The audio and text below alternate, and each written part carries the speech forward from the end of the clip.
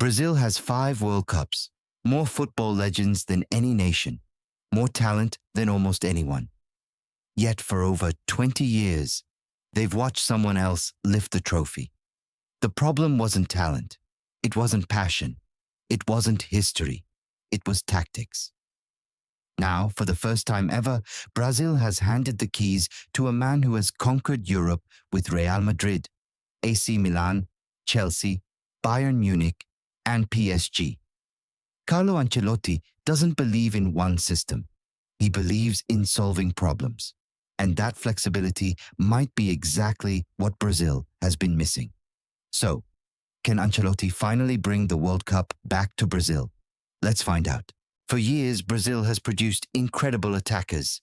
Neymar, Vinicius Jr., Rodrigo, Rafinha, Endrick. Yet despite having world-class stars, Brazil repeatedly failed on football's biggest stage. In 2018, Belgium exposed Brazil's defensive weaknesses. In 2022, Croatia punished one tactical mistake.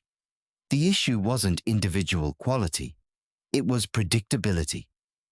Brazil often relied on moments of brilliance rather than tactical balance. Modern international football is different. World Cups aren't won by the most talented squad. They're won by the smartest team. That's where Carlo Ancelotti changes everything. Most elite managers have one identity. Pep Guardiola wants possession. Jurgen Klopp wants intensity. Diego Simeone wants defensive organization. Carlo Ancelotti? He wants to win. That's why he's succeeded in every league. He doesn't force players into his system. He builds the system around the players.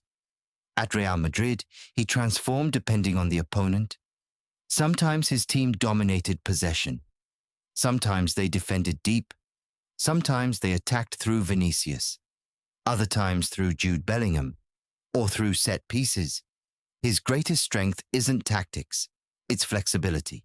And international football rewards exactly that. Brazil might have the perfect squad for Ancelotti's philosophy.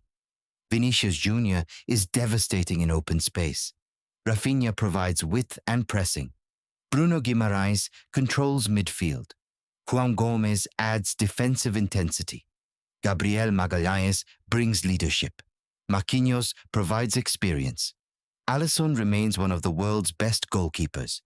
Instead of forcing one formation, Ancelotti can switch during matches. A 4-3-3 while attacking. A compact 4-4-2 without the ball. Or even a 4-2-3-1 against stronger opponents. That unpredictability makes Brazil much harder to prepare for. History proves that adaptable teams usually succeed. France in 2018 could dominate possession or counterattack. Argentina in 2022 changed formations several times during the tournament. Even Spain in 2010 adjusted depending on the opponent. The World Cup isn't a league season. You only need to survive 7 matches. Each opponent demands something different. Ancelotti understands this better than almost anyone. He doesn't care about beautiful football. He cares about winning, and knockout football rewards managers who can adapt.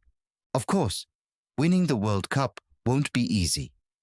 International football gives managers very little time with players.